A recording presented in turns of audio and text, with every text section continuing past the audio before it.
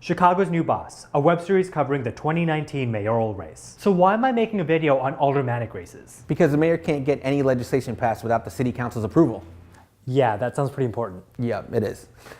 That's Andre Vasquez. He's running for alderman in the 40th ward. Okay, so what is an alderman? So an alderman in other cities is known as a just city council member. Chicago has 50 districts, we call them wards, and each one of the wards has an alderman. Those 50 aldermen then make up the city council. So I'm putting a map of Chicago right next to you with all the wards.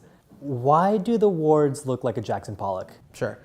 Historically, rather than having just regular, blocks, they wanted to make sure that different ethnic groups had power and were able to get true representation.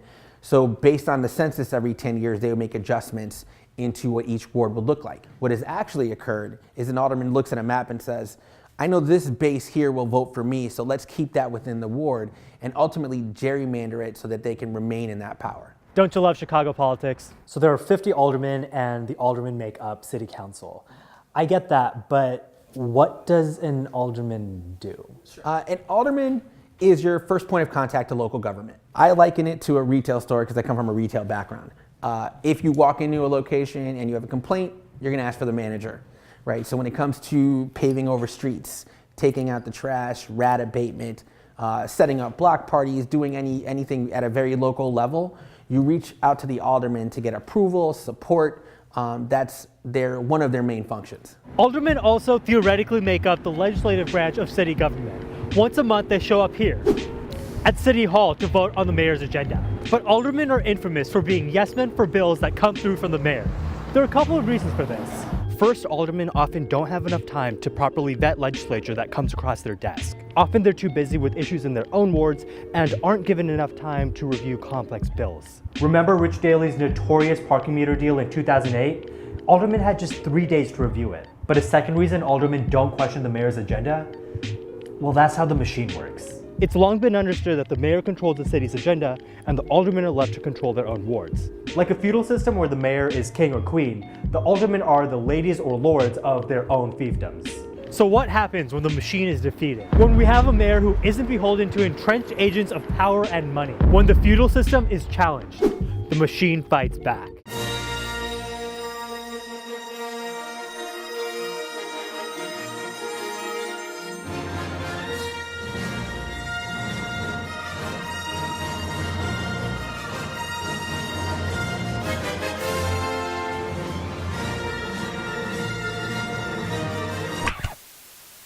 In 1983, Harold Washington defeated incumbent Mayor Jane Byrne and Richard M. Daley in a brutal Democratic primary. And then he went on to face a Republican opponent in an extremely racially charged election where many white Democratic aldermen threw their support behind the Republican. But Harold Washington won. We got a mayor who was able to topple the machine, so he was immediately able to push through his progressive agenda, right?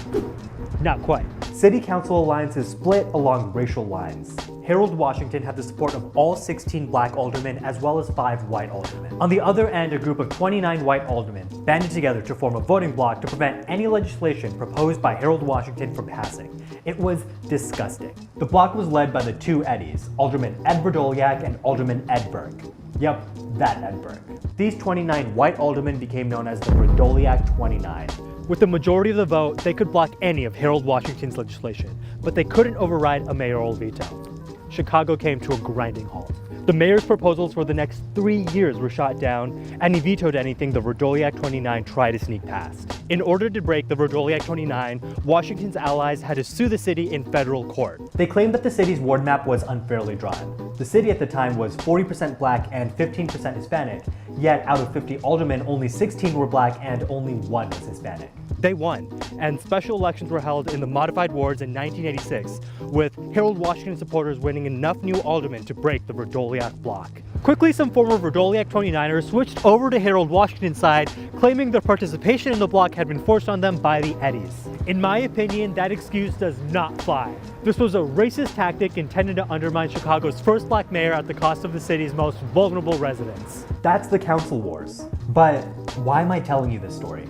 We could do our jobs as citizens to elect a progressive mayor, but if we don't bring in aldermen who support them, we won't get reform. But there's a second reason. This isn't ancient history. A lot of people know about Ed Burke's infamous leadership role in the Council Wars, and I feel like the media is finally starting to give him a little bit of heat for his corrupt ways. But there's another member of the Verdoliak 29 who isn't just flying under the radar.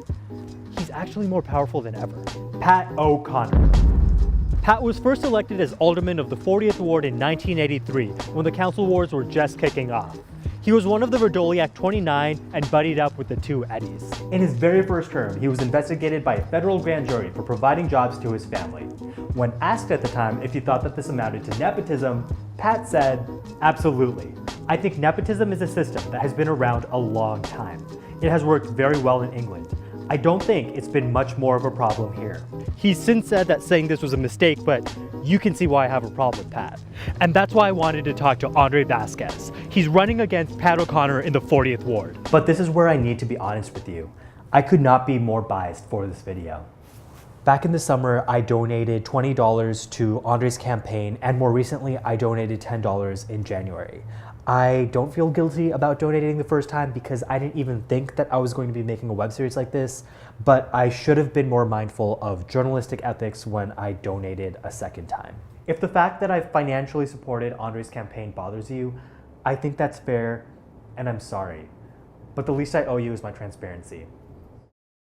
So, as you know, I'm not the biggest fan of Pat O'Connor. Because of his history, is he kind of like left to himself and aldermen kind of ignore him, or what's the deal with him? No, I think he's very much a power player, but he's not the flashy type. So he knows how to play the back and just court and put himself in position. So he's been the floor leader for Mayor Daley and the floor leader for Rahm Emanuel. So he very much understands power within this machine structure. So when Burke resigns from being the chair of finance, Alderman O'Connor now is the chair of finance and in much more power than he had before. But because he's not the flashy type, he doesn't get the headlines, but he's very much part of the problem that we're trying to fix and to reform the system by unseating those who have benefited from it. So how do guys who have checkered past like Ed Burke and Pat O'Connor, how do they constantly get reelected?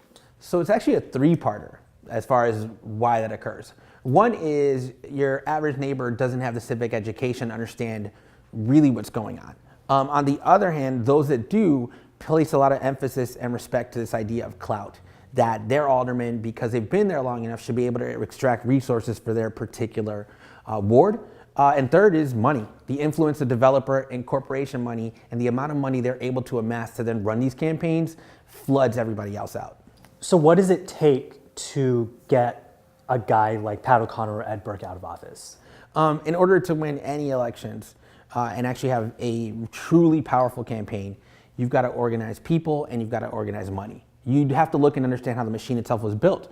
You have folks who are giving people jobs, and then to pay those favors back, they'd come and do the groundwork. So right now in the 40th Ward, the alderman's got people who got jobs over the decades that are coming and knocking on doors and putting yard signs up. For us to have any chance, we had to organize early on, like 2 to 3 years before we even started the campaign. That allowed us to have a robust group of volunteers and also be able to raise the amount of money to even be competitive against a machine politician like Alderman O'Connor. So why are you running for alderman? I'm running because I'm a product of the city. My parents were immigrants. We were priced out of 5 different neighborhoods.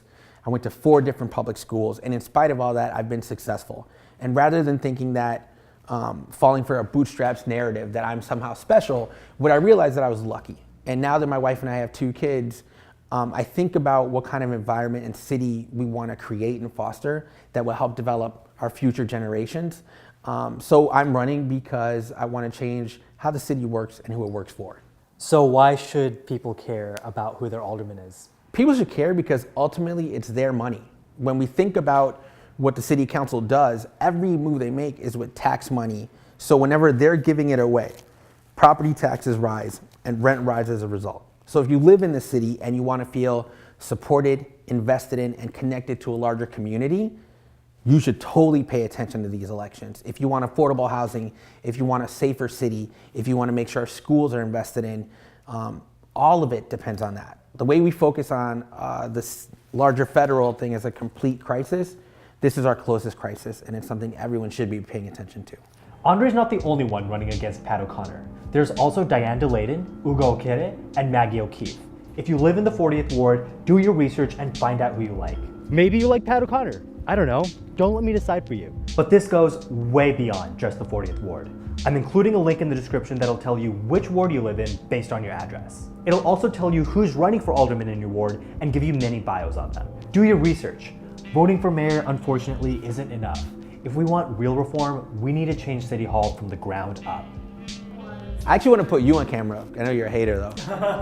Because I actually, if there's any chance to put that in, it's the fact that we all look at candidates like they're the fucking leaders of this shit, and all you are is the front person, because it takes a lot of organization to actually put it together. And I don't think the campaign staff, volunteers, no one gets that credit. Everyone always assumes this one person is like the savior, and we need to break that up.